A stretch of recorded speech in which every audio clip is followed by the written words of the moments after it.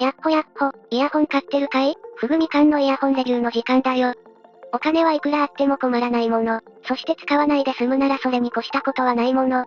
今回紹介するのは、シャオミのリドミバッツ3ライト。ライトと言いつつ、普通にプロより一回り大きかったりするけど、そこはまあ一旦置いといて、チープ、スタンダード、安心して使える性能に、リドミシリーズらしいメリハリの効いた音色、そして、従来のリドミバッツ1、及び2の低価格路線を継承した、低価格ながらしっかり基礎性能が備わった1台だ。ちょうど先日、イヤーファンのイヤーファンフリーミニを紹介したんだけど、各メーカーライト路線が来てるのかな？詳しく見ていこう。リドミバッツ3ライトは、密閉型のイヤホンで、リドミバッツ3プロの低価格バージョンにして、過去のリドミバッツシリーズと共通の、最低価格帯で購入できる便利でガシガシ使えるイヤホンだ。このイヤホン、低価格ながら音質と基本性能が充実したモデル。すごく平たく言うと、ノイキャンなしのリドミバッツ3プロの音質が楽しめる、廉価版みたいな立ち位置だ。装着感は、リドミバッツ3プロ譲り、耳に押し込んで、奥側に回転させると、いい感じに耳にはまる。頭を振っても安定するし、ノズルや角が当たって痛くなるようなこともない。外観から見ると、若干プロよりずんぐりむっくりしてる感じはするんだけど、実際耳にはめてしまえば、軽くて耳を圧迫する感じもない。唯一不満に感じるのは、ちょっとだけ、光沢のあるタッチ範囲の部分のせいで、安っぽく感じることだろうか。ここが何らかの加工がされてたら、プロにも見劣りしない外観になってたと思う。また、外だとどうしても手垢がつきやすくなるので、ここも艶消しか何かの加工があったら、良かったんじゃないかな。それ以外の実用的な面では、プロとほぼほぼ変わらないぞ。ノイズキャンセルはついていないものの、遮音性もそれなりにある。ノイキャンが必須でない利用環境の人は、こっちでも十分だろう。マイクの方は、実際に聞いてもらおうか。これからちょっと音声を流すぞ。これは Xiaomi Redmi Buds 3 Lite で録音した音声になります。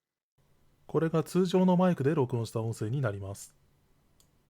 これは Xiaomi Redmi Buds 3 Lite で録音した音声になります。これが通常のマイクで録音した音声になります。音量を上げてもう一回。これは Xiaomi Redmi Buds 3 Lite で録音した音声になります。これが通常のマイクで録音した音声になります。これは Xiaomi Redmi Buds 3 Lite で録音した音声になります。これが通常のマイクで録音した音声になります。どうだったかな？ Bluetooth の通話モードは、どうしても音質が下がるのは仕様上しょうがないが、きちんと聞き取れる音声になってたんじゃないかな？そうそう、連続動作時間回り。本体の連続動作時間は5時間と平均的。一時期10時間オーバーな機種が多く出た時期もあったけど、音質とバッテリーと装着感を全部成立させるには、これくらいの時間がいいのかもしれない。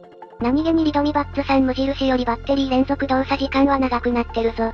このイヤホン、接続方式は特に記載されてない。基本中の基本、SBC での接続だ。SBC でなら、どんな機種でも Bluetooth に対応して繋げることができるので、ある意味、それに合わせたチューニングというのは、何も考えずに使うのにすごく便利なのかもしれない。実際、何も考えずに使って便利だし。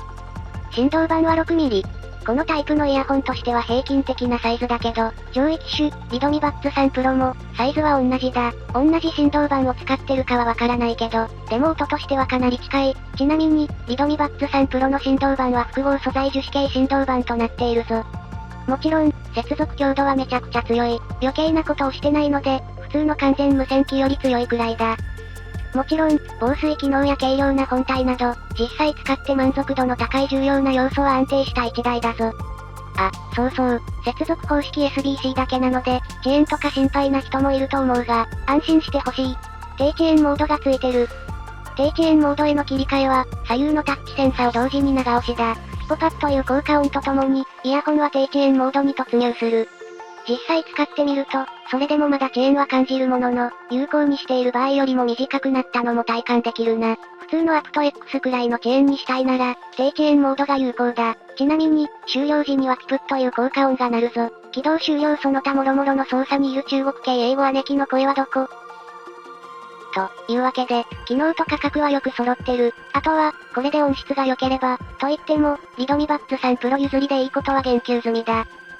このイヤホン、高音域低音域のメリハリが良く、空間もそこそこ感じられる。元気ながら、長時間聴いても疲れない、持ち歩いて使うイヤホンにちょうどいい飽きなさ、疲れなさ、そして騒音の中でも負けない元気さを併せ持つ音色だ。仙台リドミ系に近いんだけど、高音域の鋭さがリドミバッツ1及び2よりもちょっと少ない感じ。以前触ったリドミバッツ2は、高音域の刺さりがちょっと辛い時があったんだけど、そこがきちんとリドミバッツ3ライトでは解消されてる感じ。音色について見ていこうか。高音域はよく響くので気持ちよい。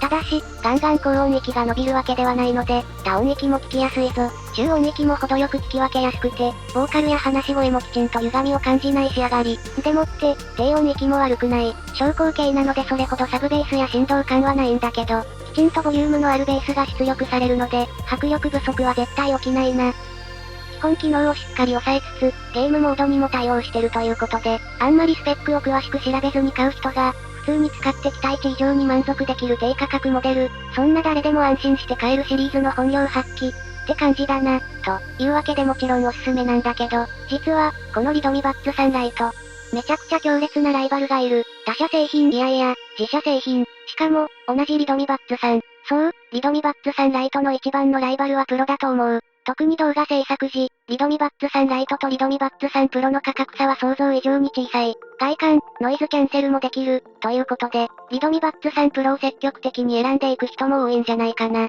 リドミバッツサンライトの機能的優位は、実はプロより防滴性能が高めなこと。よりアクティブな使い方なら、ライトの方が向いてるかもしれない。音質はどちらも同じアプローチなので、気にせず買っちゃって大丈夫だ。あとは価格差にノイズキャンセルの価値を見出せるか、といったところだな。